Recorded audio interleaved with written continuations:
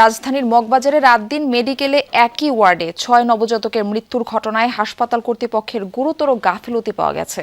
স্বাস্থ্য অধিদপ্তর জানিয়েছে কাল এই প্রতিবেদন দেওয়া হবে। এই ঘটনায় ছায়া তদন্তে আছে পুলিশ ও সিআইডি। মৃত্যুর প্রকৃত কারণ জানতে নমুনা সংগ্রহ করেছে সিআইডি। বিস্তারিত জানাচ্ছেন রাব্বি সিদ্দিকী। রাজধানীর আদ্দিন হাসপাতালে গত বুধবার ভোরে অল্প সময়ের ব্যবধানে মারা যায় ৬ নবজাতক। অস্বাভাবিক মৃত্যুর এ ঘটনায় দেশ জুড়ে দেখা দেয় প্রতিক্রিয়া। মৃত্যুর কারণ জানতে সেদিনই উচ্চ পর্যায়ের তদন্ত কমিটি গঠন করা হয়। নির্দেশ দেওয়া হয় ৭২ ঘণ্টার মধ্যে প্রতিবেদন জমা দেওয়ার। এ ঘটনায় দায়ের হওয়া মামলায় আসামি করা হয়েছে হাসপাতাল কর্তৃপক্ষকে। রমনার উপপুলিশ কমিশনার জানান, হাসপাতাল থেকে সংগ্রহ করা আলামত থেকে তদন্ত চলছে। তৈরি করা হয়েছে ঘটনাস্থলের স্কেচ ম্যাপ।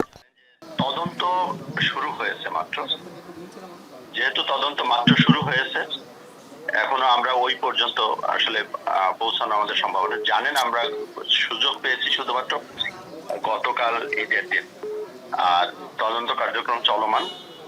যদি কোনো কিছু পেয়ে যাই সেটা যতটুকু আপনাদের সাথে শেয়ার করা সম্ভব হবে আমরা শেয়ার করব।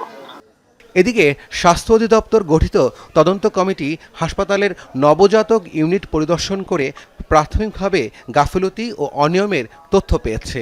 তদন্ত সংশ্লিষ্টরা জানিয়েছেন, ওয়ার্ডের পরিবেশ, রোগী ব্যবস্থাপনা এবং সংক্রমণ নিয়ন্ত্রণ ব্যবস্থায় ঘাটতি ছিল। স্বাস্থ্য অধিদপ্তরের অতিরিক্ত মহাপরিচালক জানান, মানদণ্ড অনুসরণে ঘাটতি ছিল বলে প্রাথমিকভাবে মনে করছে তদন্ত কমিটি। শনিবার পূর্ণাঙ্গ তদন্ত প্রতিবেদন জমা দেওয়া হবে।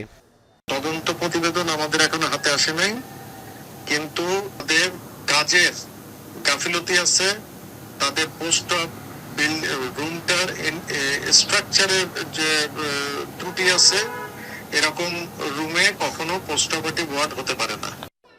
মৃত শিশুদের পরিবারগুলো বরাবরই অভিযোগ করছে হাসপাতালের অব্যবস্থাপনা ও চিকিৎসা ব্যবস্থার ত্রুটি নিয়ে। তবে এ বিষয়ে আদ্দিন হাসপাতাল কর্তৃপক্ষের আনুষ্ঠানিক বক্তব্য পাওয়া যায়নি। রাব্বি সিদ্দিকী, যমুনা নিউজ, ঢাকা।